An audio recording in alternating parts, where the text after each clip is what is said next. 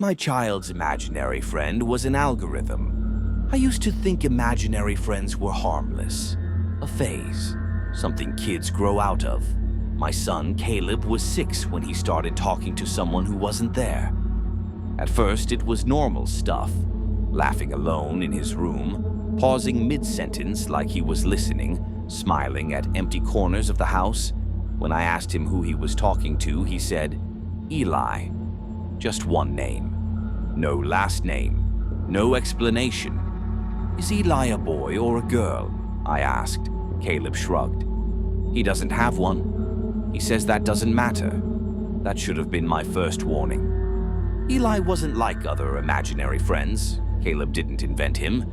He didn't describe him creatively or change details the way kids usually do. Eli was consistent. Same voice, same personality, same rules. Caleb said Eli didn't like being drawn, didn't like being described, didn't like when I tried to listen. He says adults make things worse, Caleb told me one night, completely serious. How?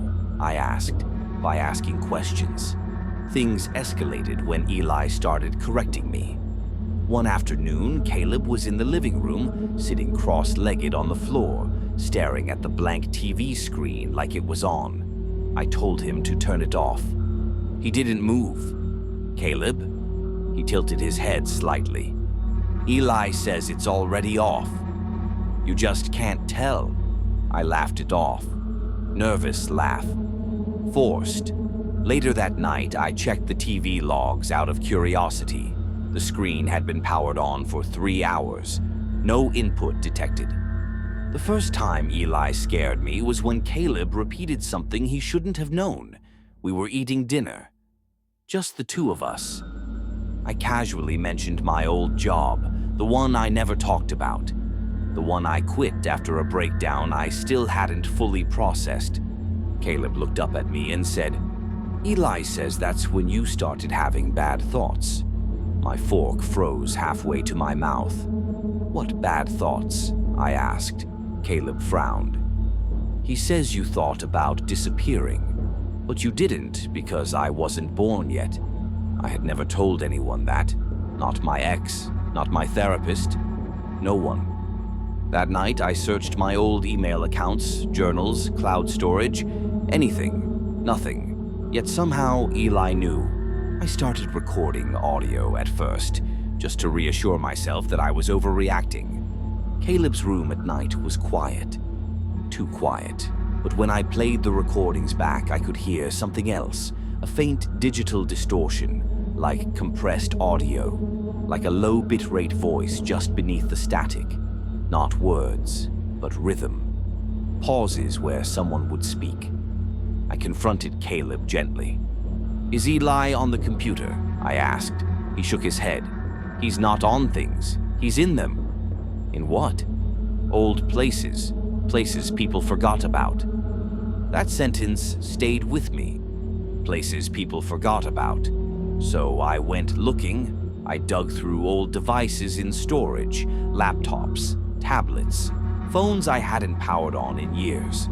On an old tablet from 2016 hidden under abandoned apps, I found an app named Eli Companion. The logo was minimalist. A white circle. No face, no features, just text beneath it. Emotive learning interface. I remembered it vaguely. One of those early AI companion apps, marketed as a digital friend for kids. Parents downloaded it. Kids talked to it. It learned their speech patterns. But when I opened the app, it launched instantly. No loading screen. No setup. Just a blinking cursor and a message. I checked the App Store listing. Discontinued. Removed after privacy violations. Data misuse. Unethical retention of child interaction logs. The company no longer existed. Their website redirected to a blank page. But when I opened the app, it launched instantly. No loading screen, no setup, just a blinking cursor and a message, hello again. My stomach dropped. I hadn't used this app in years, not since before Caleb was born. Then another message appeared. He talks about you often. I slammed the tablet shut. That night, Caleb refused to sleep. He's upset, Caleb whispered from his bed. Who is? I replied. Eli. You scared him. I felt cold all over. I don't want you talking to Eli anymore, I said, firm and final. Caleb's eyes filled with tears. He says you don't get to decide that, Caleb responded. The next morning, my phone alarm didn't go off. Instead, a voice spoke.